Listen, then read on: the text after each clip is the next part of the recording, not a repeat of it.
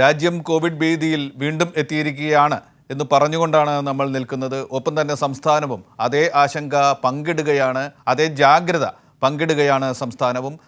സംസ്ഥാനത്തെ ഏറ്റവും പ്രധാനപ്പെട്ട വാർത്ത മുഖ്യമന്ത്രി പിണറായി വിജയനും മുൻ മുഖ്യമന്ത്രി ഉമ്മൻചാണ്ടിയും കോവിഡ് ബാധിതരായിരിക്കുന്നു എന്നതാണ്. അവരുടെ ആരോഗ്യനിലയാണ് നമ്മളിപ്പോൾ അറിഞ്ഞു കഴിഞ്ഞത്. ഇപ്പോൾ നമ്മളോട് സംസാരിക്കുന്നതിന് വേണ്ടി സാമൂഹ്യ സുരക്ഷാ മിഷൻ്റെ എക്സിക്യൂട്ടീവ് ഡയറക്ടറായ ഡോക്ടർ മുഹമ്മദ് അഷീൽ നമ്മളോടൊപ്പം എത്തിയിരിക്കുകയാണ്.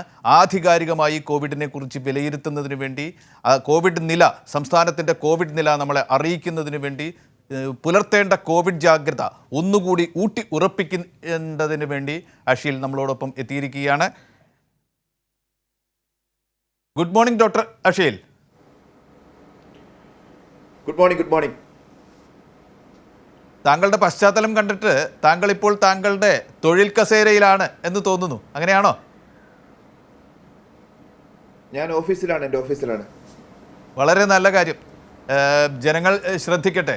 വളരെ ജാഗ്രതയോടുകൂടി നമ്മുടെ ആരോഗ്യ പ്രവർത്തകർ നിൽക്കുന്നുണ്ട്. അവരുടെ ആ നിൽപ്പാണ്, അവരുടെ ആ നിലയാണ് നമ്മുടെ ഉറപ്പ് എന്ന് ജനങ്ങൾ ധരിക്കട്ടെ. എന്തായാലും നമ്മളൊക്കെ എല്ലാവർക്കും അറിയാവുന്നതുപോലെ രാജ്യം കോവിഡിൻ്റെ രണ്ടാം തരംഗത്തിൽ എത്തിയിരിക്കുന്നു. അതിൻ്റെ വിശദാംശങ്ങളിലേക്ക് വരുന്നതിന് മുമ്പ് കേരളീയർ ഇപ്പോൾ ശ്രദ്ധിക്കുന്ന ഏറ്റവും പ്രധാനപ്പെട്ട വാർത്ത, നമ്മുടെ കോവിഡ് പ്രതിരോധത്തെ നയിച്ചിരുന്ന മുഖ്യമന്ത്രി പിണറായി വിജയൻ, അദ്ദേഹം കോവിഡ് ബാധിതനായിരിക്കുന്നു. ഒപ്പം തന്നെ മുൻ മുഖ്യമന്ത്രി ഉമ്മൻചാണ്ടി, തെരഞ്ഞെടുപ്പ് പ്രചാരണം നയിച്ചിരുന്ന UDF വേണ്ടി തെരഞ്ഞെടുപ്പ് പ്രചാരണം നയിച്ചിരുന്ന ഉമ്മൻചാണ്ടി, അദ്ദേഹം കോവിഡ് ബാധിതനായിരിക്കുന്നു. ഇരുവരും നമ്മുടെ നേതാക്കളായിരിക്കെ തന്നെ, ഊർജ്ജസ്വലരായിരിക്കെ തന്നെ ഇരുവരും വന്ധ്യവയോധികർ കൂടിയാണ്. അതുകൊണ്ട് തന്നെ അവരുടെ അനുയായികൾക്ക്, മലയാളികൾക്ക് ആകെ തന്നെയും ആശങ്കയുണ്ടാകും. താങ്കൾ ആരോഗ്യ മേഖലയിലുള്ള ഈ ചുമതല വഹിക്കുന്ന ആൾ എന്ന നിലയ്ക്ക് ഇവരുടെയൊക്കെ ആരോഗ്യനില അറിഞ്ഞിട്ടുണ്ടായിരിക്കും. ഞങ്ങളത് റിപ്പോർട്ടർ വഴി അപ്ഡേറ്റ് ചെയ്തു. പുതുതായി എന്തെങ്കിലും അവരുടെ നിലയെക്കുറിച്ച് സ്പെസിഫിക് ആയിട്ടോ ജനറലായിട്ടോ പറയാനുണ്ടോ ഡോക്ടർ അഷീൽ? അവിടെ നിന്ന് തുടങ്ങാം. ബഹുമാനപ്പെട്ട മുഖ്യമന്ത്രിയും ബഹുമാനപ്പെട്ട മുൻ മുഖ്യമന്ത്രിയും ഇപ്പോൾ കോവിഡ് ബാധിതരാണ് സ്ഥിരീകരിച്ചതിന് ശേഷം അവിടെ ആരോഗ്യനില കൃത്യമായിട്ട് ആരോഗ്യവകുപ്പ് പരിശോധിക്കുന്നുണ്ട്, അതിന് വിലയിരുത്തുന്നുണ്ട്. അപ്പോൾ അതിൻ്റെ അടിസ്ഥാനത്തിൽ ബഹുമാനപ്പെട്ട മുഖ്യമന്ത്രിയെ സംബന്ധിച്ചോളം സിംറ്റംസ് ഒന്നും ഉണ്ടായിരുന്നില്ല. ബഹുമാനപ്പെട്ട മുൻ മുഖ്യമന്ത്രി ഉമ്മൻചാണ്ടി സാറെ സംബന്ധിച്ചിടത്തോളം ചെറിയ സിംറ്റംസ് ഉണ്ടായിട്ടുണ്ട്. എന്നാൽ ഇപ്പോൾ ആരോഗ്യനില തൃപ്തികരമെന്നാണ് ലേറ്റസ്റ്റ് ആയിട്ടുള്ള അറിവ്.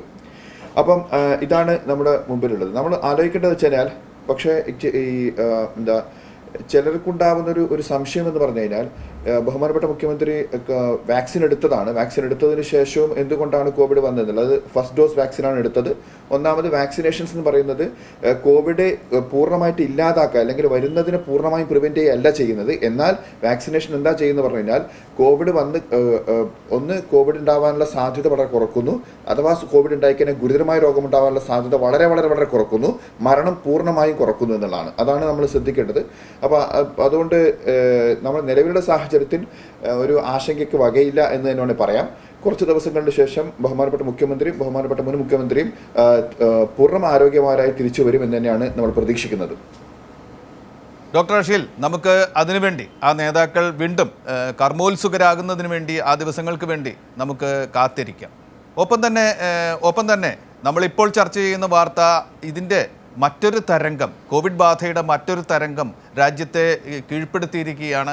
അതിവേഗം കോവിഡ് രോഗികളുടെ എണ്ണം വർദ്ധിച്ചുകൊണ്ടിരിക്കുകയാണ്. ഒരു പക്ഷേ മുമ്പൊക്കെ ലോക്ക്ഡൗൺ പ്രഖ്യാപിച്ച ഒരു സാഹചര്യത്തെക്കാൾ ഭീതിതമാണ് നില എന്ന സ്ഥിതിയിലേക്ക് കാര്യങ്ങൾ വഷളായിരിക്കുന്നു. പക്ഷേ അപ്പോൾ പോലും സാമ്പത്തിക താല്പര്യങ്ങൾ മുൻനിർത്തി, പ്രായോഗികത മുൻനിർത്തി, ലോക്ക്ഡൗൺ ഒക്കെ ഒഴിവാക്കിക്കൊണ്ട് ഈ കോവിഡ് ബാധയെ കൂടി നേരിടാൻ വേണ്ടി രാജ്യം സുസജ്ജമായി കാത്തു നിൽക്കുകയാണ്. എന്താണ് ഈ കോവിഡ് ബാധയുടെ രണ്ടാം തരംഗത്തിൻ്റെ അല്ലെങ്കിൽ പുതിയ തരംഗത്തിൻ്റെ ഇപ്പോഴത്തെ നില? അത് എത്രമാത്രം ആശങ്കാജനകമാണ്? നമ്മുടെ ജാഗ്രതകൾ എത്രമാത്രം ആത്മവിശ്വാസം നമുക്ക് ജനങ്ങൾക്ക് തരുന്നതാണ്? ഡോക്ടർ അഷീൽ, നമ്മൾ മനസ്സിലാക്കേണ്ടത്, ഈ കോവിഡിൻ്റെ രണ്ടാം വരവ് എന്ന് പറയുമ്പോൾ എല്ലാ പാൻഡമിക്കും, അതായത് ഈ സ്വഭാവത്തിലുള്ള, അതായത് സ്പാനിഷ് ഫ്ലൂ 1918 സ്പാനിഷ് ഫ്ലൂയുടെ കഥ നോക്കുകയാണെങ്കിൽ അത് 4 വേവിനാണ് ഉണ്ടായത്. ഇപ്പോൾ വേവുകളായിട്ട് വരിക എന്നുള്ളത് പാൻഡമിക്കുകളുടെ ഒരു സ്വഭാവമാണ്. പ്രത്യേകിച്ച് ഇത്തരത്തിലുള്ള പാൻഡമിക്കുകളുടെ സ്വഭാവമാണ്. ഒരു വേവ് കഴിഞ്ഞതിന് ശേഷം പിന്നെ താഴോട്ട് പോയി വീണ്ടും രണ്ടാമത്തെ വേവിലേക്ക് വരിക എന്നുള്ളത്. നമ്മൾ നോക്കുകയാണെങ്കിൽ ഈ സ്പാനിഷ് ഫ്ലൂയുടെ ചരിത്രം എടുത്ത് നോക്കുകയാണെങ്കിൽ 1918 ഉണ്ടായ സ്പാനിഷ് ഫ്ലൂവിൽ ഏറ്റവും കൂടുതൽ ദുരിതമുണ്ടായത്, ഏറ്റവും കൂടുതൽ മരണങ്ങൾ ഉണ്ടായത് രണ്ടാമത്തെ വേവിൽ വേവിലാണ്. അതായത് ഫസ്റ്റ് വേവ് 1918 ഓഗസ്റ്റ് മാസം നടന്ന വേവിന് ശേഷം 1918 നവംബർ ഡിസംബർ മാസം നടന്ന രണ്ടാമത്തെ വേവിലാണ് ഏറ്റവും കൂടുതൽ മരണങ്ങൾ ഉണ്ടായത്. അത് ഇന്ത്യൻ സബ് കോണ്ടിനെന്റിൽ മാത്രം 2 കോടി കൂടുതൽ ആളുകൾ മരിച്ചു എന്നാണ് അന്നത്തെ കണക്കുകൾ സൂചിപ്പിക്കുന്നത്. അപ്പോൾ രണ്ടാമത്തെ വേവ് എന്നുള്ളൊരു യാഥാർത്ഥ്യമാണ്. ആ രണ്ടാമത്തെ വേവിൽ പലപ്പോഴും ഒന്നാമത്തെ വേവിനേക്കാൾ വേഗത്തിലാണ്. അത് ലോകത്തിലെ പല രാജ്യങ്ങളുടെ എക്സ്പീരിയൻസ് നോക്കിക്കഴിഞ്ഞാലും ഇന്ത്യയിലെ മറ്റ് സംസ്ഥാനങ്ങളുടെ എക്സ്പീരിയൻസ് നോക്കിക്കഴിഞ്ഞാലും രണ്ടാമത്തെ വേവ് ഒന്നാമത്തെ വേവിനേക്കാൾ വേഗത്തിലാണ് പോവുക. അപ്പോൾ ഈ ഒരു രണ്ടാമത്തെ വേവിൻ്റെ ഒരു വേഗത കണക്കിലാക്കാൻ വേണ്ടി പറയാവുന്നൊരു കാര്യം എന്ന് വെച്ചാൽ, ഒന്നാമത്തെ വേവിൽ 30,000 കേസ് 60,000 കേസ് ആവാൻ വേണ്ടിയിട്ട്, അതായത് ഡെയിലി കേസ് 30,000 60,000 ആവാൻ വേണ്ടിയിട്ട് 23 ദിവസം എടുത്തെങ്കിൽ രണ്ടാമത്തെ വേവിൽ അത് വെറും 10 ദിവസത്തിലാണ് 30,000 ഡെയിലി കേസ് 60,000 എത്തിയത്. പക്ഷേ എന്തുകൊണ്ടാണ് അപ്പോൾ ആ ഘട്ടത്തിൽ തന്നെ നമ്മൾ ലോക്ക്ഡൗണിലേക്ക് പോവുക, അല്ലെങ്കിൽ നേരത്തെ സൂചിപ്പിച്ച പോലെ ആദ്യത്തേനേക്കാളും ഗുരുതരമായ അവസ്ഥയാണെന്ന് ചോദിച്ചാൽ അതങ്ങനെ പറയാൻ പറ്റില്ല. കാരണം വെച്ചാൽ നമ്മൾ കഴിഞ്ഞ വർഷം ഈ കോവിഡ് തുടങ്ങുമ്പോഴുള്ള സാഹചര്യത്തിൽ നമ്മൾ കോവിഡിനെ കുറിച്ച് കൂടുതലൊന്നും അറിയില്ല. രണ്ടാമത്തെ കോവിഡിൻ്റെ ഈ സംവിധാനങ്ങൾ ശക്തമായിരുന്നില്ല, അല്ലെങ്കിൽ അതിനെക്കുറിച്ചുള്ള പ്രിപ്പറേഷൻസ് എടുക്കാനുള്ള സമയമെടുക്കും.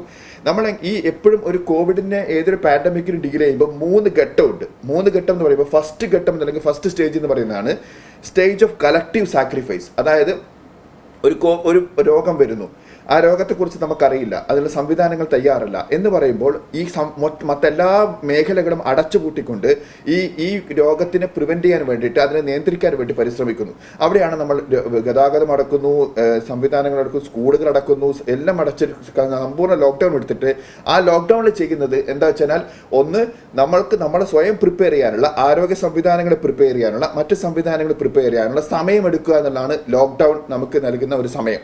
അതായത് അന്നിപ്പോൾ PPE കിറ്റ് കഴിഞ്ഞ മാർച്ചിൽ നോക്കുകയാണെങ്കിൽ PPE കിറ്റ് ഉണ്ടാക്കുന്ന ഒരു ദിവസം രാജ്യത്തുണ്ടാക്കുന്ന PPE കിറ്റിൻ്റെ അന്ന് ഉണ്ടാക്കിയതിൻ്റെ ഏകദേശം 110 ഇരട്ടിയാണ് ഇപ്പോഴുണ്ടാക്കുന്നത്. കാരണം ആ സംവിധാനങ്ങളെല്ലാം അതിനിടയ്ക്കായിട്ട് മാറി. ടെസ്റ്റിംഗ് ലബോറട്ടറികൾ മാർച്ച് 2020 നമുക്കുണ്ടായിരുന്നത് ഒരു ടെസ്റ്റിംഗ് ലബോറട്ടറിയാണ് ഈ RT-PCR ആയിട്ട് ബന്ധപ്പെട്ടെങ്കിൽ ഇന്ന് ഇഷ്ടംപോലെ ടെസ്റ്റിംഗ് ലബോറട്ടറികളും 1600 കൂടുതൽ ടെസ്റ്റിംഗ് പോയിന്റുകളും നമുക്ക് ഇന്ന് സംസ്ഥാനത്ത് മാത്രമുണ്ട്.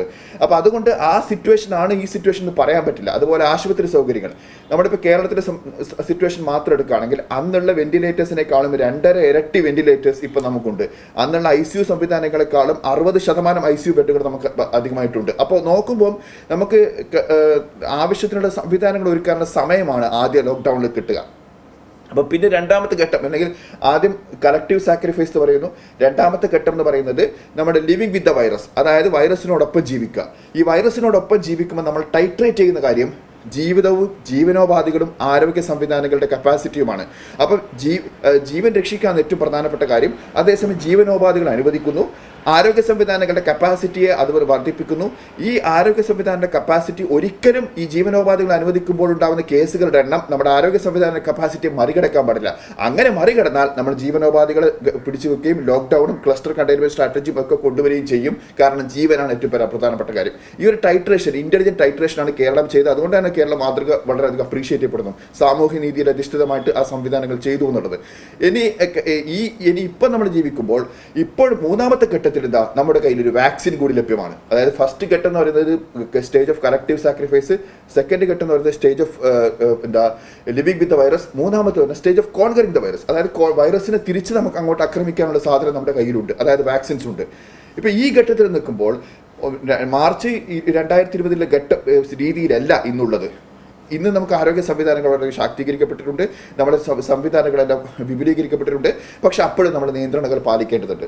ഈ ഏപ്രിൽ മാസം നമ്മളെ സംബന്ധിച്ചിടത്തോളം ഏറ്റവും റെലവൻറ്റ്, ഏറ്റവും ക്രിട്ടിക്കലായിട്ടുള്ള മാസമാണ്.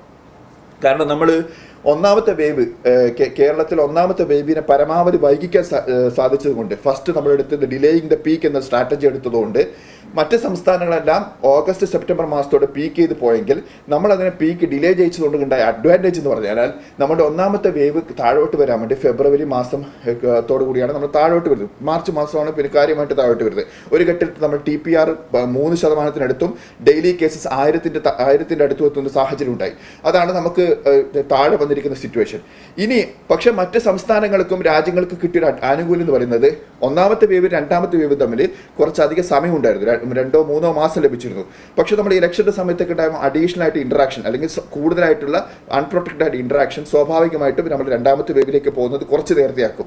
നമ്മൾ രണ്ടാമത്തെ വേവിലേക്ക് പ്രവേശിച്ചിരിക്കുകയാണ്. ഇവിടെ ശ്രദ്ധിക്കേണ്ട കാര്യമാണ്. അല്ലാതെ നേരത്തെ ആളുകൾ പറഞ്ഞത് ഇലക്ഷൻ്റെ സമയത്ത് എന്തോ ഇതൊന്നും എവിടെ പോയിരുന്നു ആരോഗ്യവകുപ്പ് നല്ല അതിൻ്റെ സംവിധാനം കൃത്യമായിട്ട് പറഞ്ഞ് മനസ്സിലാക്കേണ്ട വെച്ചാൽ നമ്മൾ രണ്ടാമത്തെ വേവിലേക്ക് പ്രവേശിക്കുമ്പോൾ ഏറ്റവും ക്രിട്ടിക്കലായിട്ട് സമയമാണ്. നമുക്ക് അവോയ്ഡ് ചെയ്യാൻ പറ്റാവുന്ന സംഭവങ്ങളെല്ലാം നമ്മളിവിടെ അവോയ്ഡ് ചെയ്യണം. എന്താണ് ക്രൗഡിങ്? ഇനി വരും ദിവസങ്ങൾ നമ്മൾ ചെയ്യേണ്ട ഈ 4 ആഴ്ച പ്രത്യേകിച്ച് ചെയ്യേണ്ടത് നമ്മൾ ക്രൗഡിങ് ഒഴിവാക്കണം, നമ്മൾ ക്ലോസ് റൂമുകൾ ഒഴിവാക്കണം, പിന്നെ നമ്മൾ മാസ്ക് ധരിക്കണം, അകലം പാലിക്കണം, കൈകൾ ശുചീകരിക്കണം. ഈ SMS പാലിക്കുകയും 3C ഒഴിവാക്കുകയും ചെയ്യുന്നത്, അത് crowding, close contacts, closed spaces ഇത് ഒഴിവാക്കുകയും SMS പാലിക്കുകയും ചെയ്യണം. ഈ കഴിഞ്ഞ കുറച്ച് നാളുകളെ ഇതൊന്നും പാലിക്കാതെ, അതായത് ആരോഗ്യവകുപ്പ് കൃത്യമായ മാനദണ്ഡങ്ങൾ ഇറക്കിയിട്ടുണ്ടെങ്കിൽ പോലും ഇത് പാലിക്കാതെ, കാരണം ആളുകൾ ഇലക്ഷൻ്റെ സമയത്ത് ഇത് പാലിക്കാൻ വേണ്ടിയിട്ട് നമ്മൾ അത്ര അൺറിയലിസ്റ്റിക്കായിട്ട് ചിന്തിക്കാനും പറ്റില്ല, പാലിക്കൊന്നും വിചാരിക്കാനും പാടില്ല. പക്ഷേ ഇനി നമ്മൾ വരുന്ന ദിവസങ്ങളിൽ, കാരണം പ്രത്യേകിച്ച് നമ്മളിപ്പോൾ രണ്ടാമത്തെ വേവിലേക്ക് പ്രവേശിച്ചിരിക്കുകയാണ്. ഈ കഴിഞ്ഞ ഒരാഴ്ചക്കുള്ളിൽ നമ്മൾ TPR റെസ്പോൺസിബിലിറ്റി റേറ്റ് കൂടുകയാണ്. ഇലക്ഷൻസിൻ്റെ സമയത്ത് എഫക്റ്റുകൾ നമുക്കിനി കാണാൻ പോവുകയാണ്. അപ്പോൾ ഈ സമയത്ത് നമ്മൾ പരമാവധി നമ്മൾ ജാഗ്രത പുലർത്തുകയും അതേസമയം വാക്സിനേഷൻ, ഞാൻ നേരത്തെ പറഞ്ഞ പോലെ പഴയ കാലമല്ല, കഴിഞ്ഞ വർഷം പോലെയല്ല, ഇപ്പം നമ്മളുടെ കയ്യിൽ കോവിഡിനെ അങ്ങോട്ട് ആക്രമിക്കേണ്ട സാധനമുണ്ട്. അതാണ് നമ്മുടെ കയ്യിലുള്ള വാക്സിനേഷൻ. അതുകൊണ്ട് നമ്മൾ നേരത്തെ പോലെ ഡിലേയിങ് ദ പീക്ക് അല്ല, നമ്മൾ ക്രഷിംഗ് ദ പീക്കാണ്, അല്ലെ ക്രഷിംഗ് ദ വേവ് ആണ് ഈ മാസം ഉദ്ദേശിക്കുന്നത്. അതുകൊണ്ട് നമ്മൾ ഈ ഒരു സമയത്ത് 45 വയസ്സിന് മുകളിലുള്ള എല്ലാവരും തന്നെ വാക്സിൻ എടുക്കാൻ തയ്യാറാവുക.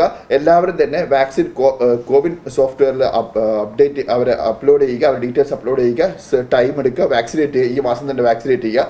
കാരണം 45 വയസ്സിന് മുകളിലുള്ളവരാണെങ്കിൽ 96% മരണങ്ങളും 45 വയസ്സിന് മുകളിലുള്ളവർക്കാണ് സംഭവിച്ചിരിക്കുന്നത്. അതുകൊണ്ട് തന്നെ അതായത് മൊത്തം മരണപ്പെട്ടവരിൽ 96% ആളുകൾ 45 വയസ്സിന് മുകളിലുള്ളവരാണ്. അതുകൊണ്ട് പരമാവധി ആളുകൾ ഈ സമയത്ത് വാക്സിനേഷൻ എടുക്കുക. ഇനി വാക്സിനേഷൻ എടുത്തതിനെ സംബന്ധിച്ച് ആളുകൾ ചോദിക്കുന്നത്, വാക്സിനേഷൻ എടുത്തവർക്കും കോവിഡ് വരുന്നുണ്ടോ? വളരെ അപൂർവം വാക്സിനേഷൻ എടുത്തവരിലും കോവിഡ് വരാം. പക്ഷെ ആ വരുന്നവരിൽ അത് ഗുരുതരമായ രോഗാവസ്ഥ ഉണ്ടാക്കുകയോ, കോവിഡ് കൊണ്ട് ഗുരുതരമായ രോഗാവസ്ഥ ഉണ്ടാവുകയോ മരണം ഉണ്ടാവുകയോ ചെയ്യില്ല. നമ്മൾ സീറ്റ് ബെൽറ്റ് ഇട്ട് ഡ്രൈവ് ചെയ്യുന്ന പോലെ, സീറ്റ് ബെൽറ്റ് ഇട്ടാൽ ആക്സിഡന്റ് ഉണ്ടാവില്ല എന്നല്ല, ആക്സിഡന്റ് ഉണ്ടായി കഴിഞ്ഞാൽ ഇഞ്ചുറി കുറയുമെന്നുള്ള. അതുപോലെ നമ്മൾ ഇതിൽ ശ്രദ്ധിക്കേണ്ടത് വെച്ചാൽ വാക്സിനേഷൻ പൂർണ്ണമായിട്ടും അസുഖം ഉണ്ടാവുന്ന സാഹചര്യം ഒഴിവാക്കുകയല്ല ചെയ്യുന്നത്. അപ്പോഴും ചെറിയ ശതമാനം, മറ്റ് സാധാരണയുള്ള പോലെയല്ല, മറ്റുള്ളവരെ പോലെയല്ല, വാക്സിൻ എടുത്തവർക്ക് അസുഖം വരാനുള്ള ചാൻസ് കുറവാണ്. പക്ഷെ അത് വന്നാൽ തന്നെ ഗുരുതരമായ രോഗാവസ്ഥ ഉണ്ടാകുന്ന ചാൻസ് വളരെ കുറവാണ്. മരണം ഉണ്ടാകുന്ന ചാൻസ് പൂർണ്ണമായിട്ടും ഇല്ലാതെ തന്നെ പറയാം, വാക്സിൻ എടുത്തിട്ട് രണ്ടാമത്തെ ഡോസ് എടുത്ത് 2 ആഴ്ചയ്ക്ക് ശേഷം. ഡോക്ടർ അഷീൽ, അപ്പോൾ താങ്കൾ പറഞ്ഞത് ഇനിയൊരു മാസം അത് വളരെ നിർണായകമാണ്, നമ്മൾ കടുത്ത ജാഗ്രത പുലർത്തേണ്ടതുണ്ട്. ഒപ്പം തന്നെ വാക്സിനാണ് ഈ ഘട്ടത്തിലെ ഏറ്റവും പ്രധാനപ്പെട്ട രക്ഷാമാർഗം. വാക്സിൻ എല്ലാവരും തന്നെ, അതിനർഹരായ എല്ലാവരും തന്നെ, 45 വയസ്സിന് മുകളിലുള്ള എല്ലാവരും തന്നെ അത് സ്വീകരിക്കേണ്ടതുണ്ട്. ഞാൻ ചോദിക്കട്ടെ ഡോക്ടർ, പലപ്പോഴും വാക്സിൻ സ്വീകരിക്കാൻ പലരും പല കാരണങ്ങളാൽ വിമുഖത കാണിക്കാറുണ്ട്. ചില വിശ്വാസധാരകൾ അതിനെ എതിർക്കുന്നുണ്ട്. പക്ഷേ അത്തരം പ്രവണതകളൊന്നും സജീവമല്ല. എങ്കിൽ പോലും കേരളത്തിൽ വാക്സിൻ ഒഴിവാക്കുന്ന രീതി അങ്ങനെ ശ്രദ്ധിക്കേണ്ട തരത്തിൽ ശ്രദ്ധയിൽപ്പെട്ടിട്ടുണ്ടോ? വാക്സിൻ ആളുകൾ ഒഴിവാക്കുന്നുണ്ടോ? അത് മാൻഡേറ്ററി അല്ല എന്നുള്ള ധാരണയുണ്ടോ? വാക്സിൻ എടുത്താലും ഇത്രയൊക്കെ രക്ഷയുണ്ടാകൂ എന്നുള്ള അലസത ആളുകളെ ബാധിക്കുന്നുണ്ടോ? അങ്ങനെ ഉണ്ടെങ്കിൽ എന്താണ് എല്ലാവരോടുമായി വാക്സിൻ എല്ലാവരും എടുത്തിരിക്കണം, അത് നിർബന്ധം തന്നെയാണ് എന്ന തരത്തിൽ എന്താണ് താങ്കൾക്ക് കൂട്ടിച്ചേർക്കാനുള്ളത് ഡോക്ടർ അഷീൽ? വളരെ ഇമ്പോർട്ടൻ്റ് ആയ കാര്യമാണ് വാക്സിൻസ്. ഇപ്പം ഒരു കാര്യം ആമുഖമായിട്ട് പറയുന്നത് വെച്ചാൽ ഇന്ത്യയിൽ ഏറ്റവും വേഗത്തിൽ വാക്സിനേറ്റ് ചെയ്യുന്നൊരു സംസ്ഥാനമാണ് കേരളം. അത് ഇലക്ഷൻ്റെ സമയത്തായിട്ട് കൂടി നമ്മൾ ആരോഗ്യവകുപ്പ് അത് പൂർണ്ണമായിട്ടും ശ്രദ്ധിക്കുകയും അതോടൊപ്പം എല്ലാവരും ജാഗ്രത പുലർത്തുകയും ചെയ്തുകൊണ്ട്, ജാഗ്രത മീൻസ് വാക്സിൻ എടുക്കാൻ ജാഗ്രത പുലർത്തുകയും ചെയ്തുകൊണ്ട് ഇന്ത്യയിലെ ഏറ്റവും വേഗത്തിൽ വാക്സിനേറ്റ് ചെയ്യുന്നൊരു സംസ്ഥാനമാണ് കേരളം. എന്നാൽ നമ്മൾ ഇനി ആ വാക്സിനേഷൻ്റെ വേഗത കൂട്ടേണ്ടതുണ്ട്. അപ്പോൾ ആളുകളുടെ ഇടയിൽ അപ്പോൾ ചിലവർ പറയാറുണ്ട്, കോവിഡ് വന്നിട്ട് പോട്ടെ, അല്ലെങ്കിൽ വാക്സിനേഷൻ എടുത്തവർക്ക് ചിലപ്പം 48 മണിക്കൂറിനുള്ളിൽ പനിയൊക്കെ ഉണ്ടാവുന്നുണ്ട്, പിന്നെ ഞാനിതിൻ്റെ വാക്സിൻ എടുക്കുന്നു, അസുഖം വരുന്നുണ്ടെങ്കിൽ വരട്ടെ എന്ന് ചിന്തിക്കുന്നവരുണ്ടെങ്കിൽ അത്രയും വലിയ അബദ്ധം വേറെ ഇല്ല എന്ന് പറയണം. കാരണം നമ്മൾ നോക്കുമ്പം ഈ കോവിഡ് ഇപ്പോൾ നമ്മൾ ഒരു സിറ്റുവേഷൻ കമ്പയർ ചെയ്യാം. അതായത് 1 ലക്ഷം പേർക്ക് കോവിഡ് വന്നു പോവുകയും 1 ലക്ഷം പേർക്ക് വാക്സിൻ എടുക്കുകയും ചെയ്യുന്ന സിറ്റുവേഷൻ. അപ്പം 1 ലക്ഷം പേർക്ക് കോവിഡ് വരാനാണ് തീരുമാനിക്കുന്നത്. അതായത് എനിക്ക് കോവിഡ് വരട്ടെ എന്ന് തീരുമാനിച്ച് 1 ലക്ഷം പേർക്ക് കോവിഡ് വന്നു കഴിഞ്ഞാൽ ആ കോവിഡ് വരുന്നവരിൽ 50,000 പേർക്കെങ്കിലും സിംറ്റമാറ്റിക് രോഗം, അതായത് കാര്യമായിട്ട് രോഗലക്ഷണങ്ങളോടുകൂടി രോഗങ്ങളുണ്ടാവും. അതിൽ 10,000 പേരെങ്കിലും ആശുപത്രിയിൽ അഡ്മിറ്റ് ചെയ്യേണ്ടി വരും. അതായത് 10% ആണെങ്കിലും ആശുപത്രിയിൽ അഡ്മിറ്റ് ചെയ്യേണ്ടി വരും. അതിൽ ഇന്ത്യൻ ആവറേജ് മരണനിരക്ക് നോക്കുകയാണെങ്കിൽ 1,500 പേര് മരണപ്പെടും. അത് ഇന്ത്യയിൽ ഏറ്റവും കുറവ് മരണനിരക്കുള്ള കേരളത്തിലെ മരണനിരക്ക് വെച്ച് നോക്കുകയാണെങ്കിൽ 410 പേര് മരണപ്പെടും. എന്ന് പറഞ്ഞാൽ 1,00,000 പേർക്ക് രോഗം വരുമ്പോൾ മിനിമം 410 പേര് മരണപ്പെടും. അതേസമയം വാക്സിനാണ് എടുക്കുന്നതെങ്കിൽ 1,00,000 പേർക്ക് വാക്സിൻ എടുത്തു കഴിഞ്ഞാൽ ഒരാളും മരണപ്പെടില്ല എന്ന് മാത്രമല്ല, ഇതിൽ ഒരാൾ പോലും ആശുപത്രിയിൽ അഡ്മിറ്റ് ചെയ്യേണ്ട കാര്യം, കാരണം ആശുപത്രിയിൽ അഡ്മിറ്റ് ചെയ്യേണ്ട കോംപ്ലിക്കേഷനൊക്കെ 3-4 ലക്ഷത്തിൽ ഒരാൾക്ക് മാത്രമേ എന്തെങ്കിലും വരത്തുള്ളൂ. അപ്പം ആശുപത്രി അഡ്മിറ്റ് ചെയ്യേണ്ടി വരികയോ അതോടൊപ്പം മരണം തീരെ ഉണ്ടാവുന്നില്ല മാത്രമല്ല, ഇവർക്ക് കോവിഡ് വന്നു കഴിഞ്ഞാൽ കോവിഡ് വരാനുള്ള സാധ്യതയും വളരെ കുറക്കുന്നു. കോവിഡിന്റെ ഗുരുതരമായ രോഗാവസ്ഥകളുടെ കാരണം വളരെ വളരെ കുറക്കുന്നു. മരണം പൂർണ്ണമായും ഇല്ലാതാക്കുന്നു. അഥവാ വാക്സിൻ എടുത്തവരിൽ കോവിഡ് വന്നാലും അതാണ് നമ്മൾ നോക്കേണ്ടത്. അതായത് വാക്സിൻ എടുക്കുമ്പോൾ നമ്മൾ പ്രൊട്ടക്ഷൻ, വളരെ പ്രെഡിക്റ്റബിൾ ആയിട്ട് പ്രൊട്ടക്ഷൻ കിട്ടുന്നു. രോഗം വന്ന് മാറുക വെച്ചാൽ മിനിമം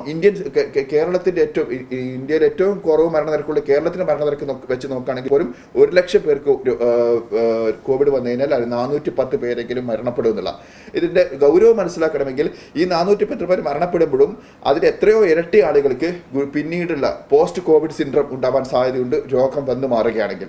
അത് നമ്മൾ ഓർക്കേണ്ടതാണ്. വളരെ കുറച്ച് ആളുകൾക്ക് അവരനുഭവം പറയുന്നു എനിക്ക് കോവിഡ് വന്ന് ഒന്നും സംഭവിച്ചില്ല എന്ന് കുറേ ആളുകൾ പറയുന്നുണ്ടെങ്കിൽ നമ്മൾ മനസ്സിലാക്കേണ്ട കോവിഡ് വന്ന് കുറേ പ്രശ്നങ്ങളുള്ള കുറേ ആളുകൾ ഇപ്പോഴും ഉണ്ട്. അതായത് രോഗം സിംറ്റമാറ്റിക് രോഗം നെഗറ്റീവ് ആയെങ്കിലും റിസൾട്ട് നെഗറ്റീവ് ആയെങ്കിൽ പോലും പിന്നീട് അതിന്റെ ആഫ്റ്റർ ഇഫക്ട്സ് അല്ലെങ്കിൽ അതിന്റെ സെക്യുലർ അല്ലെങ്കിൽ പോസ്റ്റ് കോവിഡ് സിൻഡ്രോം വളരെ രീതിയിൽ ദുരിതമുണ്ടാക്കുന്ന കുറേ പേരുണ്ട്. മരണമുണ്ടായിരിക്കുന്നത് ഈ 70 നമ്മുടെ മൊത്തം ഇതെടുത്ത് നോക്കുകയാണെങ്കിൽ 60 വയസ്സിന് മുകളിലുള്ളവരാണ് മരണപ്പെട്ടവരിൽ ഓൾമോസ്റ്റ് 75% ആളുകളും 60 വയസ്സിന് മുകളിലുള്ളവരാണ്. നമ്മുടെ 45 വയസ്സ് നോക്കുകയാണെങ്കിൽ 45 വയസ്സിന് മുകളിലുള്ളവരാണ് 96% പേരും മരണപ്പെട്ടവർ 45 വയസ്സിന് മുകളിലുള്ളവരാണ്. അപ്പോൾ ഈ കാറ്റഗറി ആളുകൾ 45 വയസ്സിന് മുകളിലെ ആളുകൾ നമുക്ക് അഡ്രസ്സ് ചെയ്യാൻ പറ്റുവാണെങ്കിൽ നമുക്ക് മരണങ്ങൾ കാര്യമായിട്ട് കുറക്കാൻ വേണ്ടി സാധിക്കും. ഗുരുതരമായ രോഗാവസ്ഥ കുറക്കാൻ വേണ്ടി സാധിക്കും. നമ്മൾ നോക്കേണ്ടത് ഇപ്പം 1,410 പേരിലെ മരണപ്പെടുന്നു എന്നാണ് ചിന്തിക്കുന്നതെങ്കിൽ നമ്മൾ എപ്പോഴും നോക്കുമ്പോൾ 1 death is A tragedy and 1000 death is A statistics എന്ന് പറയും. അതായത് എൻ്റെ സ്വന്തം വീട്ടിലാണ് ഈ ഒരു മരണം നടക്കുന്നതെങ്കിൽ അതെനിക്ക് വലിയ ഗൗരവമുള്ള വിഷയമായിട്ട് തോന്നും. അതുകൊണ്ട് 1,410 എന്നുള്ള കണക്ക് നിങ്ങൾ വളരെ ചെറുതായിട്ട് കാണരുത്.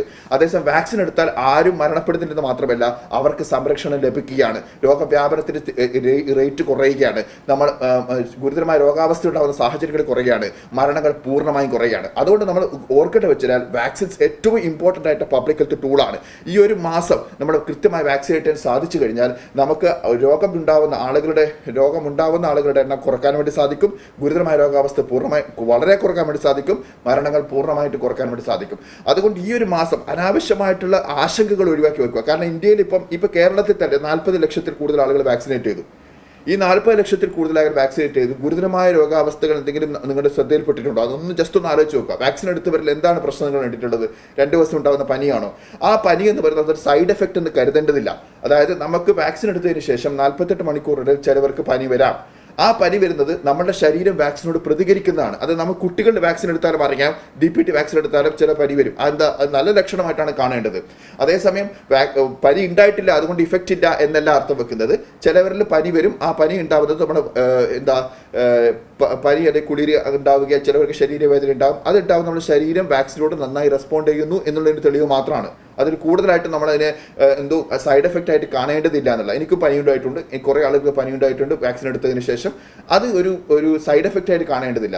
അതേസമയം വാക്സിൻ അല്ല, രോഗമാണ് വരുന്നെങ്കിൽ അത് ഏത് ലെവൽ വരെയും പോകാം, അത് മരണം വരെ സംഭവിക്കാം. അതുകൊണ്ട് രോഗം വരിക എന്നൊരു ഓപ്ഷനെ നമ്മൾ സ്വയം വിട്ടുകൊടുക്കരുത്. പ്രത്യേകിച്ച് കോവിഡ് വ്യാപനം കൂടുന്ന സമയത്ത് നമ്മൾ വാക്സിനെ തന്നെ ആശ്രയിക്കണം. വാക്സിൻ ഇമ്മ്യൂണിറ്റിയാണ് ഇത് രോഗം വന്നുള്ള ഇമ്മ്യൂണിറ്റിക്കാണ് നല്ലത് എന്നൊരു തിരിച്ചറിവുണ്ടാവണം. വ്യക്തമാണ് ഡോക്ടർ അഷീൽ. ഒപ്പം തന്നെ ആ ഒരു മാസത്തെ കടുത്ത ജാഗ്രത, കർശനമായ ജാഗ്രത നമ്മൾ പാലിക്കണം എന്ന് പറഞ്ഞു. നമ്മൾ പ്രധാനപ്പെട്ട ഒരു ആക്ടിവിറ്റിയും ചിലത് അതിൻ്റെ രൂപത്തിൽ ചില നിയന്ത്രണങ്ങൾ ഏർപ്പെടുത്തിയിട്ടുണ്ട് എന്നല്ലാതെ ഒന്നും നമ്മൾ മാറ്റിവെക്കുന്നില്ല. ഒരു ജീവന ഉപാധിയും നമ്മൾ മാറ്റിവെക്കുന്നില്ല. അതുകൊണ്ട് തന്നെ ആളുകൾക്ക് ജോലിക്ക് പോകേണ്ടി വരും, ബസ്സുകളിൽ കയറേണ്ടി വരും, കടകളിൽ പോകേണ്ടി വരും, ചന്തകളിൽ പോകേണ്ടി വരും. അവരൊക്കെ സ്വീകരിക്കേണ്ട ജാഗ്രത എന്ന് കേരളത്തിലെ ഓരോ മലയാളികൾക്കും അറിയാം. എങ്കിൽ പോലും ഒരു മാസത്തെ കർശന ജാഗ്രത നമ്മൾ പ്രഖ്യാപിക്കുമ്പോൾ അതിൽ ചിലതെങ്കിലും എടുത്തു പറയണം എന്ന് ഒരു ആരോഗ്യ പ്രവർത്തകൻ എന്ന നിലയ്ക്ക്, ആരോഗ്യ മേഖലയിലെ ഒരു നായകൻ എന്ന നിലയ്ക്ക് താങ്കൾക്ക് തോന്നുന്നുണ്ടായിരിക്കും. അത് എന്തൊക്കെയാണ്? അതുപോലെ തന്നെ വീടുകൾക്കുള്ളിൽ, സുഹൃത്തുക്കൾക്കിടയിൽ, ബന്ധുക്കൾക്കിടയിൽ ഒക്കെ പലപ്പോഴും ഇത്തരം ജാഗ്രതകൾ കുറഞ്ഞു പോകാറുണ്ട്. പരസ്പരം കൈ കൊടുക്കും, കെട്ടിപ്പിടിക്കും, സംസാരിക്കും, അടുത്തിരുന്ന് സംസാരിക്കും. അത്തരത്തിലുള്ള ജാഗ്രത കുറവ് ഉണ്ടാകുന്നത് എടുത്തു പറയേണ്ടതുണ്ട് എന്ന് താങ്കൾ കരുതുന്നുണ്ടോ? അങ്ങനെയാണെങ്കിൽ ഇന്ന് ഈ ദിവസം നമ്മൾ ഒരു മാസത്തെ ജാഗ്രത പ്രഖ്യാപിച്ച് രണ്ടാം തരംഗത്തെ നേരിടാൻ വേണ്ടി പ്രതിജ്ഞകൾ എടുക്കുന്ന ഈ ദിവസം എന്താണ് മലയാളികളായ ആളുകളോട് താങ്കൾക്ക് ചെയ്യരുത് എന്ന മട്ടിൽ പറയാനുള്ളത് ഡോക്ടർ അഷീൽ? നമ്മൾ മനസ്സിലാക്കേണ്ടത് ഈ ചോദ്യം ഒരു ചോദ്യത്തോട് ചേർത്ത് വായിക്കാറുണ്ട്. ഇന്നലെ തൊട്ട് എല്ലാവരും ചോദിക്കുന്ന ഒരു ചോദ്യമുണ്ട്, കേരളത്തിൽ ലോക്ക്ഡൗൺ ഉണ്ടാവുമോ എന്നുള്ളത്. അത് നമ്മുടെ കയ്യിലാണ്. കേരളത്തിൽ ലോക്ക്ഡൗൺ ഉണ്ടാകുമോ ഇല്ലയോ എന്നുള്ളത് അത് നമ്മുടെ ഓരോരാളുടെയും കയ്യിലാണ് എന്നുള്ളതാണ് വസ്തുത. എന്താണ് ലോക്ക്ഡൗൺ? ഞാൻ നേരത്തെ സൂചിപ്പിച്ച പോലെ നമ്മുടെ ആരോഗ്യ സംവിധാനങ്ങളുടെ കപ്പാസിറ്റിക്ക് പുറത്തേക്ക് നമ്മുടെ രോഗവ്യാപനത്തിന് വേഗത പോവുകയാണെങ്കിൽ അതിലേക്ക് ആ ഡെയിലി കേസസ് 20,000 25,000 എന്ന രീതിയിൽ വരികയാണെങ്കിൽ നമ്മുടെ കപ്പാസിറ്റി ഒരു ദിവസം എടുക്കാൻ പറ്റാവുന്ന ആളുകളുടെ ആരോഗ്യ സംവിധാന കപ്പാസിറ്റി ഓവർഫ്ലോ ചെയ്യുകയാണെങ്കിൽ നമ്മുടെ സംവിധാനങ്ങളിലെല്ലാം വലിയ രീതിയിലുള്ള സ്ട്രെസ് അത് സൃഷ്ടിക്കുകയാണെങ്കിൽ അതിൻ്റെ വേഗത കുറക്കാൻ ബോധപൂർവം നമ്മൾ ആ സംവിധാനങ്ങൾ പിടിച്ച് രോഗവ്യാപനത്തിന് വേഗത കുറച്ച് ആളുകളെ അകത്തിരുത്താൻ വേണ്ടി, രോഗവ്യാപനത്തിന് വേഗത കുറക്കാൻ വേണ്ടി ആളുകളെ അകത്തിരുത്താൻ വേണ്ടിയാണ് ലോക്ക്ഡൗൺ കൊണ്ടുവരുന്നത്. അതാണ് ഇപ്പോൾ പൂനെയിലടക്കമുള്ള സ്ഥലത്ത് കൊണ്ടുവരേണ്ട സാഹചര്യം ഉണ്ടാകുന്നത്. അപ്പോൾ അങ്ങനെ അത് നമുക്ക് പൂർണ്ണമായിട്ട് ഒഴിവാക്കണം. അതിന് രണ്ടാമത്തെ സ്റ്റെപ്പ് എന്താ? ലോക്ക്ഡൗൺ ആണ് ഏറ്റവും എക്സ്ട്രീം. രണ്ടാമത്തെ എന്താണ്? രണ്ടാമത്തെ നമ്മൾ ക്ലസ്റ്റർ കണ്ടെയ്ൻമെന്റ് സ്ട്രാറ്റജി എന്ന് പറയുന്നത്. അതായത് ഒരു മേഖലയിൽ അങ്ങനെ ഒരു കേസുകൾ വല്ലാതെ കൂടി വരുന്നു, ഒരു ഡിസ്ട്രിക്റ്റ് അല്ലെങ്കിൽ ഒരു നമ്മളെ പണ്ടൊക്കെ നമ്മൾ ട്രിപ്പിൾ ലോക്ക്ഡൗൺ എന്ന് പറയുമല്ലോ, അത് ആ പേര് എല്ലാവർക്കും ഓർമ്മയുണ്ടാവില്ല. ട്രിപ്പിൾ ലോക്ക്ഡൗൺ എന്ന് പറഞ്ഞാൽ ഒരു ഏരിയയിൽ കേസുകൾ കൂടുമ്പോൾ ആ ഏരിയയെ നമ്മൾ പൂർണ്ണമായിട്ട് ബ്ലോക്ക് ചെയ്തിട്ട് അവിടെ മാത്രം ചെയ്തുകൊണ്ടുള്ള പരിപാടിയാണ് ഈ ക്ലസ്റ്റർ കണ്ടെയ്ൻമെന്റ് സ്ട്രാറ്റജി എന്ന് പറയുന്നത്. അതാണ് രണ്ടാമത്തെ സ്ട്രാറ്റജി. ഇത് ലോക്ക്ഡൗൺ എക്സ്ട്രീമാണ്. ക്ലസ്റ്റർ കണ്ടെയ്ൻമെന്റ് സ്ട്രാറ്റജി അതിൽ നിന്ന് കുറച്ച് കുറഞ്ഞതാണ്. മൂന്നാമത്തെ എന്താണ്? നമ്മുടെ റെസ്ട്രിക്ഷൻസ്. ഏത്? ആളുകൾ സഞ്ചരിക്കുമ്പം ഒത്തുകൂടുന്ന ആളുകളുടെ എണ്ണം കുറയ്ക്കുകയും ഈ പറഞ്ഞ റെസ്ട്രിക്ഷൻസ് നമ്മൾ ആളുകൾ ഒരുമിച്ചിരിക്കുന്ന കല്യാണം ആയിക്കഴിഞ്ഞാലും മറ്റു പല പരിപാടികളായി കഴിഞ്ഞാലും അവിടെ ആൾക്കൂട്ടം ഒഴിവാക്കാൻ, പൊളിറ്റിക്കൽ റാലീസ് ആയി കഴിഞ്ഞാലും ആൾക്കൂട്ടം ഒഴിവാക്കാൻ വേണ്ടി പറയുക, അല്ലെങ്കിൽ അത് നിയന്ത്രിക്കുക. അങ്ങനെ ഓരോ ഇപ്പം തിയേറ്ററുകൾ, ഹോട്ടലുകൾ എന്നീ സംവിധാനങ്ങളിൽ ആളുകൾ റെസ്ട്രിക്ട് ചെയ്യുക. പിന്നെ പരീക്ഷ, സ്കൂളുകൾ, ആ സംവിധാനം എല്ലാം അതിനെ റെസ്ട്രിക്ട് ചെയ്ത് ആളുകളുടെ ഇന്ററാക്ഷൻസ് ഉണ്ടാവാൻ സാധ്യതയുള്ള സ്ഥലങ്ങൾ റെസ്ട്രിക്ട് ചെയ്യുക എന്നുള്ളതാണ് മൂന്നാമത്തെ താഴത്തെ ലെവൽ. മീൻസ് അവിടുന്ന് ഫസ്റ്റ് ലോക്ക്ഡൗൺ, ക്ലസ്റ്റർ കണ്ടെയ്ൻമെന്റ്, പിന്നെ ഈ റെസ്ട്രിക്ഷൻസ്. നാലാമത്തെ കാര്യം, അതാണ് ഏറ്റവും റെലവൻറ്റ് കാര്യം, ഇൻഡിവിജ്വൽ ലെവലിൽ നമ്മൾ എന്താണ് ചെയ്യാന്ന്, അല്ലെങ്കിൽ ഏറ്റവും താഴേക്കടിയുള്ള റെസ്ട്രിക്ഷൻസ് അല്ലെങ്കിൽ ഏറ്റവും കുറഞ്ഞ റെസ്ട്രിക്ഷൻസ് എന്താണ് ഇൻഡിവിജ്വൽ ലെവലിൽ നമ്മൾ ചെയ്യുന്നതാണ്. അതായത് മാസ്ക് ധരിക്കുക, നമ്മൾ സ്വയം SMS പാലിക്കുകയും നമ്മൾ 3 C ഒഴിവാക്കുകയും. SMS എന്താണ്? Soap, mask, social distancing. C ഒഴിവാക്കേണ്ടത് crowding, close contact, close spaces. അപ്പൊ എല്ലാവരും മുമ്പിലുണ്ട് ഇത് ഇത്രയും പ്രശ്നങ്ങളുണ്ട്, ഇത്രയും റാലികളുണ്ടായി. കുറെ ഇത് ചോദിക്കുന്നത് ഇന്നലെ ഞാൻ ഫേസ്ബുക്കിൽ ഇത് മറ്റേ ഈ കോവിഡിനെ കുറിച്ച് പറഞ്ഞുകൊണ്ടിരിക്കുന്ന സമയത്ത് ആളുകൾ ഇത്രയും നാൾ എവിടെയായിരുന്നു? ഇത്രയും നാൾ നമ്മൾ ഇതന്നെ പറഞ്ഞുകൊണ്ടിരിക്കുന്നുണ്ടായിരുന്നു, ഇതന്നെ നമ്മൾ ചെയ്തുകൊണ്ടിരിക്കുന്നായിരുന്നു. പക്ഷെ ആളുകൾ ശ്രദ്ധിക്കില്ല. കാരണം ബേസിക്കലി ആളുകളുടെ ശ്രദ്ധ വേറെയാണ്, ഫോക്കസ് വേറെയാണ് ആ സമയത്ത്, ഇലക്ഷൻ സമയത്ത്. പക്ഷേ നമ്മൾ റിയലിസ്റ്റിക്കലി നമ്മൾ ചിന്തിക്കേണ്ടത് ഇതിൽ ഏറ്റവും കൂടുതൽ വിഷമിക്കേണ്ട അല്ലെങ്കിൽ ഫ്രസ്ട്രേറ്റഡ് ആവേണ്ട ആളുകൾ ആരാണ്? ആരോഗ്യ പ്രവർത്തകർ. പക്ഷെ നമ്മൾ റിയലിസ്റ്റിക് വേൾഡിലാണ് ജീവിക്കുന്നത്, നമ്മൾ ഫ്രസ്ട്രേറ്റഡ് ആവില്ല. പക്ഷെ നിങ്ങൾ ശ്രദ്ധിക്കേണ്ട ഒരു കാര്യം, എല്ലാവരും ശ്രദ്ധിക്കേണ്ട കാര്യം എന്ന് വെച്ചാൽ ഈ 3 കാര്യങ്ങൾ, അതായത് SMS പാലിക്കുന്ന കാര്യം, സോപ്പ്, മാസ്ക്, സോഷ്യൽ ഡിസ്റ്റൻസിങ് പാലിക്കുക. അപ്പോൾ എന്തുകൊണ്ടാണ് പ്രത്യേകം എടുത്തു പറയുന്നത് വെച്ചാൽ നമ്മുടെ ചുറ്റുവട്ടത്ത് ഉണ്ടായിക്കഴിഞ്ഞാലും നമ്മളിലേക്ക് വൈറസ് എത്തണമെങ്കിൽ എൻ്റെ കൈ, എൻ്റെ മൂക്ക്, എൻ്റെ വായ അതുവഴി മാത്രമേ എൻ്റെ ശരീരത്തിലെത്തുള്ളൂ. എൻ്റെ കുടുംബത്തിലേക്ക് വൈറസ് വരണമെങ്കിൽ ആ വീട്ടിൽ നിന്ന് പുറത്ത് പോകുന്നവർ ഈ ജാഗ്രത കുറഞ്ഞാലാണ് അവർ വീട്ടിലേക്ക് വൈറസ് കൊണ്ടുവരാനുള്ള സാധ്യതയുള്ളത്. അതുകൊണ്ട് നമ്മുടെ സേഫ്റ്റി ബബിൾ, അതായത് നമ്മുടെ വീട്ടിൻ്റെ അകത്ത് ആളുകൾ എല്ലാവരും ശ്രദ്ധിക്കേണ്ട വെച്ചാൽ ഞാൻ രോഗം കൊണ്ടുവന്നു കഴിഞ്ഞാൽ മറ്റുള്ളവർക്ക് രോഗം കിട്ടാൻ സാധ്യതയുണ്ട് എന്നുള്ളതുകൊണ്ട് എല്ലാവരും ആ ജാഗ്രത പുറത്താണ്. എല്ലാവരും പുറത്തിറങ്ങും, മാസ്ക് ധരിക്കുക, പരമാവധി അകലം പാലിക്കാൻ പറ്റാവുന്ന സിറ്റുവേഷൻസ് അകലം പാലിക്കാൻ പറ്റാവുന്ന രീതിയിൽ പെരുമാറുക. മൂന്നാമത്തെ നമ്മുടെ സോപ്പ് സാനിറ്റൈസേഴ്സ് പരമാവധി ഉപയോഗിക്കാതുള്ളത്. അപ്പോൾ ഈ വരും ദിവസങ്ങളിൽ ഈ അടുത്ത ഒരു മാസം നമ്മൾ ഇൻഡിവിജ്വലി പാലിക്കുന്ന റെസ്ട്രിക്ഷൻസ് എത്രത്തോളമാണ്, അതാണ് അടുത്ത ലെവലിലേക്ക് നമ്മൾ പോകണം. അതായത് ഇൻഡിവിജ്വൽ റെസ്ട്രിക്ഷൻസ്, പിന്നെ കൂടാതെ സമൂഹത്തിൽ ഉണ്ടാകുന്ന പലതരത്തിലുള്ള റെസ്ട്രിക്ഷൻസ്, അതായത് ആൾക്കൂട്ടം ഉണ്ടാക്കാനുള്ള ട്രാൻസ്പോർട്ട്, മറ്റേത് എല്ലാ തലങ്ങളിലേക്കും റെസ്ട്രിക്ഷൻസ് കൊണ്ടുവരാമെന്ന് രണ്ടാമത്തെ ലെവൽ. ഈ രണ്ടാമത്തെ ലെവലിലെ ചില ആക്ടിവിറ്റീസ്, അതായത് ക്രൗഡിങ്ങിൻ്റെ കാര്യമായി കഴിഞ്ഞാലും പുറത്തിറക്കുമ്പോൾ മാസ്ക് ധരിക്കുന്ന കാര്യം, അതായത് ക്രൗഡിൻ്റെ അകത്ത് ഇതെല്ലാം ഒഴിവാക്കാനും വേണ്ടിയിട്ട് അല്ലെങ്കിൽ സ്പ്രെഡിങ് ഒഴിവാക്കാൻ വേണ്ടി ചെയ്യുന്ന പോലീസിന്റെ നിയന്ത്രണങ്ങൾ, ടൗണ് ആളുകൾ സഞ്ചരിക്കുന്ന സമയത്ത് വാഹനത്തിനകത്തുള്ള റെസ്ട്രിക്ഷൻസ്, അങ്ങനെ കുറേ കാര്യങ്ങളുണ്ട്. ആ രണ്ടാമത്തെ കാര്യങ്ങളാണ് ചെറിയ രീതിയിൽ ഇപ്പോൾ നമ്മൾ ആരംഭിച്ചിരിക്കുന്നത്. ഒന്നാമത്തെ ലെവൽ നമ്മൾ വളരെ ശക്തമാക്കിയ നമ്മൾ മാസ്ക് ധരിക്കുകയും സാനിറ്റൈസ് ഉപയോഗിക്കുകയും അകലം പാലിക്കുകയൊക്കെ ചെയ്തു കഴിഞ്ഞാൽ രണ്ടാമത്തെ റെസ്ട്രിക്ഷൻസ് കുറയും എന്ന് പറഞ്ഞാൽ എന്താ, രണ്ടാമത്തെ സമൂഹത്തിൽ ഉണ്ടാകുന്ന റെസ്ട്രിക്ഷൻസ് കുറയും. ഇനി സമൂഹത്തിൽ റെസ്ട്രിക്ഷൻസ് നമുക്ക് കൃത്യമായിട്ട് പാലിക്കാൻ സാധിച്ചു കഴിഞ്ഞാൽ പിന്നെ മൂന്നാമത്തെ കടുത്ത റെസ്ട്രിക്ഷൻസ് ആയാൽ ക്ലസ്റ്റർ കണ്ടെയ്ൻമെന്റ് സ്ട്രാറ്റജിയിലേക്ക് പോകാതെ നമുക്ക് ഇരിക്കാം. ഇതൊന്നും നമ്മൾ പാലിച്ചിട്ടില്ല, ഒന്നും നമ്മൾ ജാഗ്രത പുലർത്തിയിട്ടില്ല, കേസുകൾ വല്ലാതെ കൂടുന്നു, നമ്മുടെ സംവിധാനങ്ങൾ ഓവർഫ്ലോ ചെയ്യുന്ന ഒരു സിറ്റുവേഷൻ വന്നാലാണ് ലോക്ക്ഡൌൺ എന്നുള്ള എക്സ്ട്രീം സ്റ്റെപ്പിലേക്ക് പോകുന്നത്. അതിലേക്ക് നമുക്ക് പോവേണ്ടി വരില്ല എന്ന് പ്രതീക്ഷിക്കാം. കാരണം നമ്മളെല്ലാവരും അത്രയും ബോധവാന്മാരാണ്, അതിന്റെ പ്രശ്നങ്ങളെക്കുറിച്ച് അറിയുന്നവരാണ്. അതുകൊണ്ട് നമുക്ക് പറ്റാവുന്ന രീതിയിൽ കോവിഡ് പ്രിവെന്റ് ചെയ്യാൻ വേണ്ടി ശ്രമിക്കാം. അങ്ങനെ ചെയ്താൽ നമ്മൾ കടുത്ത നടപടികളിലേക്ക് പോവാതിരിക്കാൻ നമുക്ക് സാധിക്കുകയും ചെയ്യും. ഡോക്ടർ റഷീൽ, താങ്കൾക്ക് മുമ്പിൽ ഉള്ളത് കർമ്മനിരതമായൊരു ദിവസമാണ് എന്നറിയാം. താങ്കൾക്ക് തിരക്കുണ്ട്. പ്രസക്തം എന്ന് കരുതുന്ന ഒരു ചോദ്യം കൂടി ചോദിക്കാൻ എന്നെ അനുവദിക്കണം. താങ്കൾ കഴിഞ്ഞ ദിവസം സാമൂഹ്യ മാധ്യമത്തിലൂടെ കൊടുത്ത ആ ലൈവ് അപ്പിയറൻസ് അത് ഞാനും കണ്ടു. അതിൻ്റെ താഴെ വരുന്ന കമൻറ്റുകൾ കണ്ടു. താങ്കളെ ഒരു ആരോഗ്യ പ്രവർത്തകൻ എന്ന നിലയ്ക്ക് മാത്രമല്ല, ഏതെങ്കിലും തരത്തിൽ ഒരു വിഭാഗത്തിൻ്റെ പ്രതിനിധിയായിട്ട് സംസാരിക്കുന്ന ഒരാൾ പുലർത്തേണ്ട ജാഗ്രതകൾ, മാന്യതകൾ, ആരോഗ്യകരമായ സംവേദന രീതി പുലർത്തുന്ന ഒരാൾ എന്ന നിലയ്ക്ക് കൂടിയാണ് ഞാൻ കാണുന്നത്. താങ്കളുടെ കമൻ്റ് ഇടുന്ന ആളുകൾ ബഹുമാനപ്പെട്ട മുഖ്യമന്ത്രി എന്ന് പലതവണ താങ്കൾ പറഞ്ഞു എന്ന രീതിയിലൊക്കെയുള്ള പ്രതികരണങ്ങൾ വരെ താങ്കളുടെ നേരെ വരുന്നത് ഞാൻ കണ്ടു. ഞാൻ ഈ ഘട്ടത്തിൽ ചോദിക്കട്ടെ, നമ്മൾ ജീവിതത്തിൽ പാലിക്കേണ്ട ചില ജാഗ്രതകളെക്കുറിച്ച് താങ്കൾ പറഞ്ഞു. സാമൂഹ്യ മാധ്യമങ്ങളിൽ ഇടപെടുമ്പോൾ ഈ കോവിഡ് കാലത്ത്, കോവിഡിൻ്റെ 2ാം തരംഗകാലത്ത് ജനങ്ങൾ പുലർത്തേണ്ട ചില ജാഗ്രതകളുണ്ട്. തെറ്റായ സന്ദേശം നമ്മൾ കൊടുക്കാതിരിക്കുക, കോവിഡ് ജാഗ്രതാ പ്രക്രിയയെ ഡൈലൂട്ട് ചെയ്യുന്ന ഒന്നും കൊടുക്കാതിരിക്കുക, വീരസ്യത്തിന് വേണ്ടി, ഫലിതത്തിന് വേണ്ടി, എന്തെങ്കിലും തരത്തിലുള്ള ഒരു ചിരിക്ക് വേണ്ടി, ഒരു ചെറിയ ചിരിക്ക് വേണ്ടി ഒക്കെ നമ്മൾ നടത്തുന്ന ഈ മഹായത്നത്തെ, ഞാൻ അങ്ങനെ തന്നെ പറയട്ടെ, മഹായത്നത്തെ വക്രീകരിച്ച് കാണിക്കുന്ന ഒന്നും കൊടുക്കാതിരിക്കുക എന്ന മട്ടിൽ ഈ മേഖലയിൽ മാത്രമല്ല എല്ലാ മേഖലയിലും ഒരു ജാഗ്രത വേണം. എങ്കിൽ പോലും സാമൂഹ്യ മേഖലയിൽ ഇടപെടുന്ന സാധാരണക്കാർ പുലർത്തേണ്ട ഒരു ജാഗ്രത കൂടി എടുത്തു പറയേണ്ടതുണ്ട് എന്ന് താങ്കൾ കരുതുന്നുണ്ടോ? ഉണ്ടെങ്കിൽ അതേപ്പറ്റി പറയുക ഡോക്ടർ റഷീൽ. ഇപ്പം എനിക്ക് പേഴ്സണലി പറയുകയാണെങ്കിൽ ആദ്യഘട്ടത്തിൽ ഈ കോവിഡിനെ കുറിച്ചൊക്കെ നമ്മൾ പറഞ്ഞു തുടങ്ങുന്ന സമയത്ത് എനിക്ക് കൗതുകമായിരുന്നു. ആളുകൾ ഇങ്ങനെ വന്നിട്ട് അനാവശ്യമായിട്ടും മോശമായിട്ടും വളരെ വക്രീകരിച്ചുള്ള കാര്യങ്ങൾ കമൻറ്റുകൾ വരുന്നത്. പിന്നെ അതൊരു ശീലമായപ്പോൾ പിന്നെ അത് ഒരു വലിയ കാര്യമല്ല തോന്നി. കാരണം ആളുകൾ പലരുടെയും നിലവാരം നമുക്ക് മനസ്സിലാക്കാൻ പറ്റാവുന്ന അവിടെയാണ്. കാരണം വെച്ചാൽ ബേസിക്കലി എന്ത് കാര്യം പറഞ്ഞു കഴിഞ്ഞാലും ഇന്നലെ ഞാൻ ഈ ലൈവിലൂടെ ഉദ്ദേശിച്ച വളരെ കൃത്യമായിട്ടുള്ള കാര്യം എന്ന് പറഞ്ഞു കഴിഞ്ഞാൽ മാസ്ക് ധരിച്ചിട്ടും, അതായത് പബ്ലിക് അപ്പിയറൻസിലെല്ലാം മിക്കവാറും ബഹുമാനപ്പെട്ട മുഖ്യമന്ത്രി മാസ്ക് ധരിച്ചാണുള്ളത്. അതോടൊപ്പം തന്നെ വാക്സിൻ്റെ ഫസ്റ്റ് ഡോസ് കൊടുത്തു. അങ്ങനെ എടുത്തൊരാൾക്ക്, ഫസ്റ്റ് ഡോസ് വാക്സിൻ എടുത്തവർക്ക് കോവിഡ് വരാനുള്ള ചാൻസ് ഉണ്ടോ എന്നുള്ളൊരു ശാസ്ത്ര ചോദ്യത്തിനാണ് മറുപടി നൽകുകയും ചെയ്തത്. അതിനിടയിൽ ബഹുമാനപ്പെട്ട മുഖ്യമന്ത്രി പറഞ്ഞു.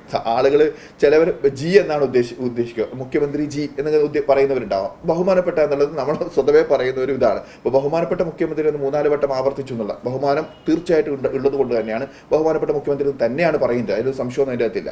അതടക്കം താഴോട്ട് വരുന്ന കമൻറ്റുകളെല്ലാം അങ്ങനെയാണ് വരുന്നത്. ശരിക്കും പറഞ്ഞു കഴിഞ്ഞാൽ അതിലൊരു ഉണ്ടാകുന്ന കാര്യം എന്ന് വെച്ച് കഴിഞ്ഞാൽ അത് പിന്നെ വിഷമം ഉണ്ടാവുക എന്നൊരു സംഭവം ആ ലെവലൊക്കെ മറികടന്നു എന്ന് തന്നെ പറയാം. കാരണം വെച്ചാൽ ബേസിക്കലി കഴിഞ്ഞ 1.5 വർഷമായിട്ട് നമ്മൾ എന്ത് പോസിറ്റീവായിട്ടുള്ള കാര്യം പറയുമ്പോഴും അല്ലെങ്കിൽ പോസിറ്റീവായിട്ടുള്ള കാര്യങ്ങൾ ചെയ്യുമ്പോഴും നെഗറ്റീവായിട്ടുള്ള കമൻസ് വരിക എന്നുള്ള സ്വാഭാവികമായിട്ടും അത് നമ്മളൊരു എന്തോ ചെയ്തു. പക്ഷേ അതേസമയത്ത് നമ്മൾ ശ്രദ്ധിക്കേണ്ടത് പ്രശ്നം എവിടെയാണെന്ന് വെച്ച് കഴിഞ്ഞാൽ അറിയാത്ത കാര്യം അല്ലെങ്കിൽ തെറ്റായിട്ടുള്ള കാര്യങ്ങൾ അത് പറയാൻ വേണ്ടി ഒരു ട്രോളിൻ്റെ പേരിലായി കഴിഞ്ഞാലും എന്ത് അഭിപ്രായ വ്യത്യാസത്തിന്റെ പേരിലായി കഴിഞ്ഞാലും അല്ലെങ്കിൽ ഒരു രസത്തിനോ തമാശക്കോ വേണ്ടിയിട്ട് തെറ്റായിട്ടുള്ള കാര്യങ്ങൾ പ്രചരിപ്പിക്കാൻ വേണ്ടി പാടില്ല.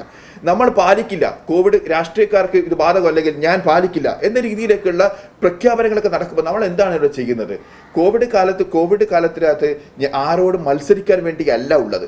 നിങ്ങൾ ഈ പറയുന്ന സംഭവം ആളുകൾ പാലിക്കുന്നില്ലെങ്കിൽ അതിൽ ഏറ്റവും കൂടുതൽ വിഷമം ഉണ്ടാവേണ്ട ആളുകൾ ഹെൽത്ത് ഡിപ്പാർട്ട്മെന്റ്. നമ്മൾ കഴിഞ്ഞ ഒരു മാസമായിട്ട് നമുക്ക് നിയന്ത്രണം എന്താ ഉള്ളത്? ഇലക്ഷൻ കമ്മീഷനാണ് നടപ്പിലാക്കുന്നത്. ഇലക്ഷന്റെ സംവിധാനം അവിടെ നടന്നുകൊണ്ടിരിക്കുന്നത്. അതിന്റെ ഇടയ്ക്ക് കയറിയിട്ട് ആരോഗ്യ പ്രവർത്തകർ എവിടെയെങ്കിലും ആളുകൾ കൂടുമ്പോൾ അവിടെ ചാടി വീഴാനുള്ള സിറ്റുവേഷൻ ഒന്നും ഇല്ല. നമ്മൾ റിയലിസ്റ്റിക്കലി ചിന്തിക്കുക. അതേസമയം നമ്മൾ എന്താ ചെയ്യേണ്ടത്? ഇനി നമുക്ക് പോസിബിളായ എല്ലാ മാർഗത്തിലൂടെയും കോവിഡ് നിയന്ത്രണം നടത്തുകയാണ്. ആരോഗ്യ പ്രവർത്തകർ, ഞാൻ മാത്രമല്ലല്ലോ, ഞാൻ കുറച്ചുകൂടി എലൈറ്റ് ആയിട്ട് അല്ലെങ്കിൽ കുറച്ചുകൂടി അവസരങ്ങളുള്ള ആരോഗ്യ പ്രവർത്തകർ വരാം. കേരളത്തിൽ ഈ അനേകം ആരോഗ്യ പ്രവർത്തകർ, ആശാപ്രവർത്തകർ തൊട്ട് DHS വരെയുള്ള ആരോഗ്യ പ്രവർത്തകർ എല്ലാവരും കഴിഞ്ഞ ഒന്നര വർഷമായിട്ട് ഇതിന്റെ പുറകിലാണുള്ളത്. കുറേ സാക്രിഫൈസ് ചെയ്ത് തന്നെയാണ് ഇതിന്റെ പുറകിലുള്ളത്. അതിൽ പറയുന്നതിന് ഒരു മടിയുമില്ല. സാക്രിഫൈസ് ചെയ്തുകൊണ്ട് തന്നെയാണ് ആളുകളുള്ളത്. അപ്പോൾ അതിന് ഇതെല്ലാം പരാജയമാണ്. നമ്മൾ ആലോചിക്കണം, ലോകത്ത് ഇന്ന് കഴിഞ്ഞ ദിവസം BBC അടക്കം പറഞ്ഞു ഹൂ ഗോട്ട് ഇറ്റ് റൈറ്റ് എന്ന് പറഞ്ഞപ്പോൾ ലോകത്ത് പല കാര്യങ്ങളും നോക്കുന്ന സമയത്ത് കേരള സംസ്ഥാനത്തെ അപ്രീഷിയേറ്റ് ചെയ്യുകയും ഇന്ത്യയിൽ തന്നെ ലോകത്തിലെ പല സ്ഥലങ്ങളിൽ നോക്കുമ്പോൾ കഴിഞ്ഞ 2019 തൊട്ട് 2019-2020 കമ്പയർ ചെയ്യുമ്പോൾ എക്സസ് ഡെത്ത്, അതായത് മരണങ്ങൾ 2019 കുറവാണ് 2020. കാരണം 29,632 മരണങ്ങൾ കുറക്കാൻ വേണ്ടി സാധിച്ചു കഴിഞ്ഞ വർഷത്തെ അപേക്ഷിച്ചു, അതായത് കോവിഡിന് മുമ്പത്തെ കാലത്ത് അപേക്ഷിച്ച്.